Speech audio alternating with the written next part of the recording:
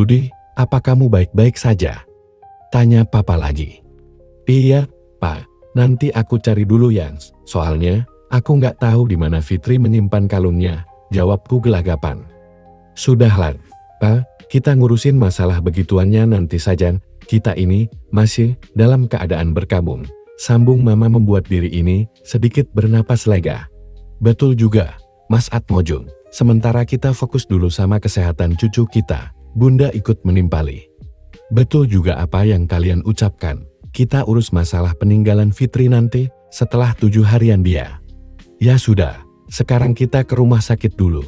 Kasihan dedek bayi sendirian di sana. Mama dan Bunda berdiri, diikuti oleh Papa, kemudian mereka segera pamit pulang. Mas, ini kunci rumahnya. Aku juga permisi pulang. Lani menyodorkan kunci rumah dengan bandul bentuk hati, berukiran huruf L dan F. Fitri agak sedikit berlebihan, gantungan kunci saja sampai dia ukir inisial nama kami. Rumah terasa sunyi, ketika semua anggota keluarga pergi membesuk putriku, aku duduk sendiri di bibir ranjang, menatap keluar jendela, memandangi hamparan bunga yang tertata rapi di taman. Fitri memang paling suka dengan segala jenis bunga, terutama mawar putih.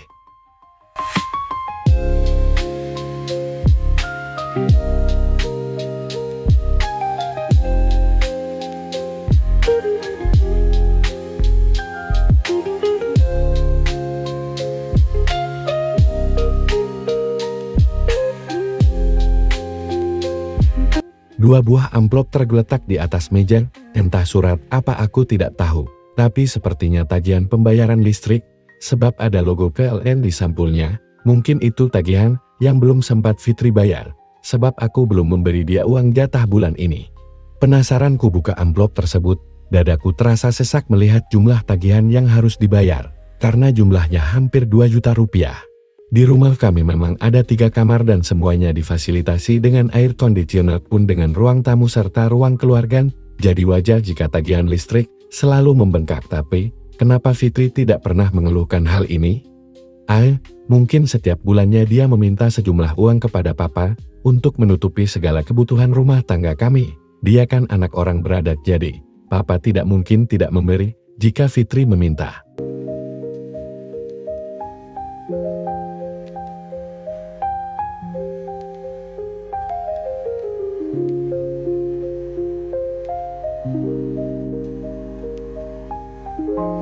Hari kian beranjak siang, perut ini juga terasa lapar karena sejak pagi belum terisi makanan sama sekali. Mungkin di dalam lemari es ada persediaan makanan. Fitri kan hobi masak, pasti dia punya banyak stok makanan di dalam kulkas. Alisku bertaut dengan mimik terheran-heran melihat isi lemari pendingin kosong, hanya ada 2 butir telur. Saat sedang mencari pisau untuk mengupas bawang, mataku menyipit melihat sebuah buku kecil tergeletak di antara tumpukan sendok. Mungkin itu buku resep atau catatan belanja Fitri selama ini. Lagi, rasa penasaran mendorongku untuk membuka buku bersampul kuning tersebut, yang ternyata isinya catatan belanja yang membuat nyeri dada ini saat membaca satu demi satu barisan angka serta menu yang selalu dia hidangkan. Mataku memanas, 2 bulir air bening mengalir begitu saja melewati pipi hingga menetes di dada. Jadi, selama ini dia menghidangkan makanan enak hanya untukku. Sementara dia hanya memakan santapan seadanya, seperti tahu atau tempe demi menekan pengeluaran, karena nafkah yang aku beri hanya cukup untuk membayar tagihan listrik dan pembayaran lainnya. Fitri, pulang sayang, tolong kembali, beri aku kesempatan untuk menebus segala kesalahan yang pernah aku perbuat. Aku menangis terseduh sendiri di dapur. Rasa lapar menghilang seketika saat mengingat wajah sendu Fitri juga senyum yang terkembang saat nyawanya sudah tidak lagi dikandung badan. Pantas saja dia terlihat bahagia ketika Tuhan telah memanggil. Pantas saja wajahnya berbinar ketika dia sudah tidak lagi bernyawa. Dia telah menang melawan kezaliman. Dia sudah merdeka sebab bisa lepas dari cengkraman pria brengsek seperti aku. Beranjak dari kursi, kembali masuk ke dalam kamar mencari apa saja peninggalan Fitri yang masih tersimpan kosong. Tidak ada apapun di dalam lemari maupun laci, bahkan perhiasan yang dulu Mama hadiahkan saat kami baru saja menikah sudah tidak ada. Apa mungkin Fitri menjual semua barang berharga miliknya, ataukah ada yang mengambil? Sepertinya tidak. siapa yang mau mengambil barang-barang di rumah ini? Di sini tidak ada orang lain, selain keluarga Lani pun tidak mungkin berani masuk ke dalam kamar. Lagian, untuk apa dia mencuri? Bisnis online yang dia tekuni juga beromset puluhan juta setiap bulannya. Kalaupun tidak punya bisnis, dia bisa meminta apa saja kepada papa. Aku kembali membuka lemari pakaian Fitri. Hatiku mencelos hingga ke dasar melihat hanya ada beberapa baju yang tergantung di dalam sana, dan itu pun baju yang dia bawa ketika kami baru saja menempati rumah ini. Kamu nggak bosen pakai baju itu melulu, Fitri? Lagi-lagi pakai gamis, lagi-lagi pakai kaos belal. Modis sedikit, Kak, pakai baju yang bagus, biar enak dipandang mata. Sungutku saat pulang kerja dan melihat dia berpakaian kumal. Yang penting kan nyaman dipakainya. Mas, kalau mau aku kelihatan modis ya beliin yang baru, jawabnya seraya mengambil tas kerjaku kemudian membantuku melepas sepatu.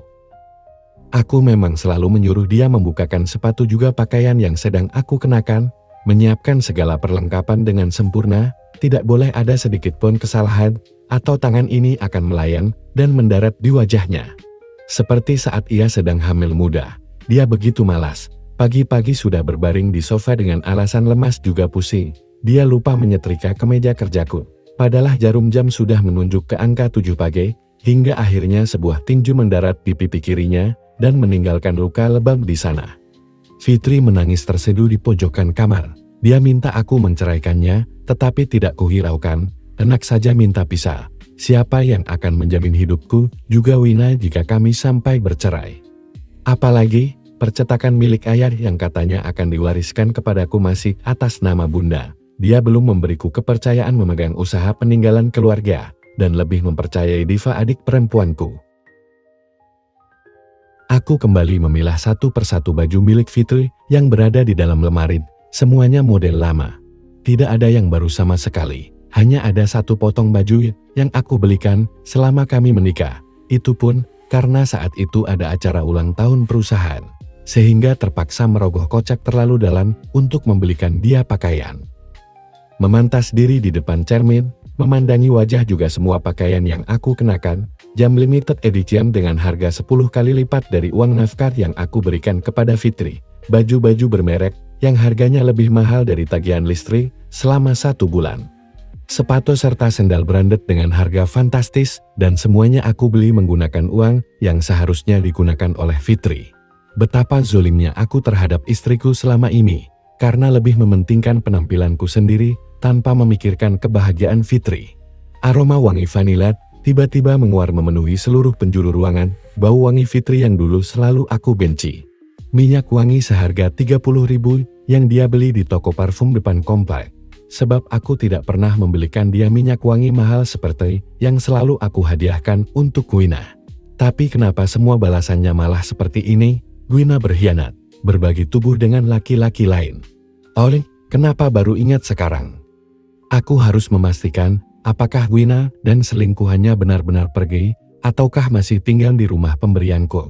Akan aku beri pelajaran dua insan tidak bermoral itu jika mereka masih tinggal bersama. Api cemburu kembali menyala-nyala. Bayangan Wina sedang berlayar dalam samudera dosa kembali melintas dalam ingatan. Aku mencengkram kemudi dengan erat, merasakan sakit hati yang begitu dahsyat.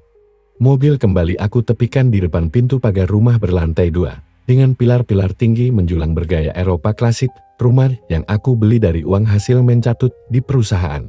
Semua itu aku lakukan demi pembuktian cintaku terhadap Wina, supaya dia percaya kalau aku memang serius ingin menjadikan dia pendamping hidup, walaupun harus menjadi yang kedua. Lagi, pintu garasi tidak dikuncin, pasti Wina masih ada di dalam. Aku harus segera menemuinya dan menyuruh dia untuk pergi dari rumah ini.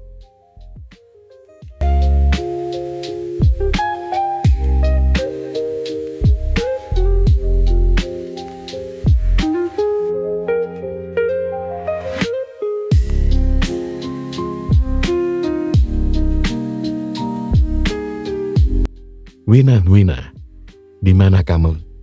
Teriakku dari ambang pintu. Hening, tidak ada satu orang pun yang menjawab panggilanku. Aku berjalan masuk, menaiki tangga menuju lantai atas, ingin melihat dia di kamar. Mas, kamu kembali? Wina yang sedang berbaring, santai di atas tempat tidur, langsung beranjak menghampiri ketika aku membuka pintu. "Kenapa kamu masih berada di sini, Hal?" sentakku meradang. "Mas, tolong jangan marah-marah seperti itu sama aku. Aku minta maaf, aku hilaf. Aku janji tidak akan mengulanginya lagi. Tolong jangan usir aku dari rumah ini. Kalau kamu mengusirku dari tempat ini, aku akan tinggal di mana?" Dia terus saja memohon dengan wajah memelas. Namun, bukannya kasihan, emosiku malah kian meninggi dan sulit terkendali ketika melihat leher serta dada wanita itu penuh dengan tanda merah. Padahal ketika aku memergoki, tidak ada ruam-ruam kecil di sana, berarti mereka melanjutkan aksi mereka setelah aku pergi meninggalkan rumah ini. Bak, kini rasa panas sekaligus perih menjalar di telapak tangan, jejak tamparan tergambar jelas di pipi mulus istri keduaku, perempuan yang selalu aku nomor satukan, yang terus saja aku manjakan hingga lalai dengan kewajiban sesungguhnya. "Kenapa kamu menampar aku, Mas?" Wina mendorong kasar. Dengan brutal ia menunggangi tubuhku, mencakar wajah hingga terasa perih, karena dia memang selalu memanjangkan kuku. "Kamu boleh mencaci, tapi aku tidak terima kalau sampai kamu bermain kasar kepadaku," teriaknya melengking. Wajah putihnya berubah menjadi merah menyeramkan, ditambah lagi rambutnya yang acak-acakan, menambah buruk tampak wajahnya saat ini. "Berhenti, Wina, atau kamu aku talak sekarang juga," sengitku tidak mau kalah.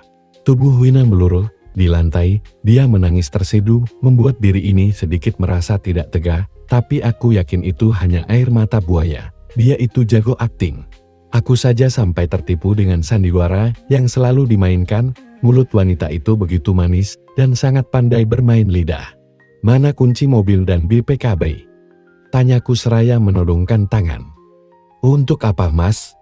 Wina menatap aku dengan mimik heran. "Mau aku jual? Papa nanyain kalung berlian Fitri, karena saat membelikan mobil untuk kamu aku bilang sama papa kalau uang itu aku belikan kalung untuk hadiah kehamilan Fitri. Itu bukan urusan aku, Mas, mobil itu punya aku. Kamu sudah memberikannya. Apa kamu nggak malu meminta kembali barang yang sudah kamu berikan kepada istri kamu?" Dia bangkit sambil melipat tangan di depan dada. "Cepat berikan." Meninggikan nada bicara beberapa oktav, tidak peduli dengan air mata yang kembali luruh. "Kamu jangan macam-macam sama aku, Mas, atau nanti aku akan membongkar rahasia tentang pernikahan kita kepada papa mertua kamu, dan juga perlakuan kamu selama ini kepada Fitri." Si empatlan, beraninya dia malah mengancamku.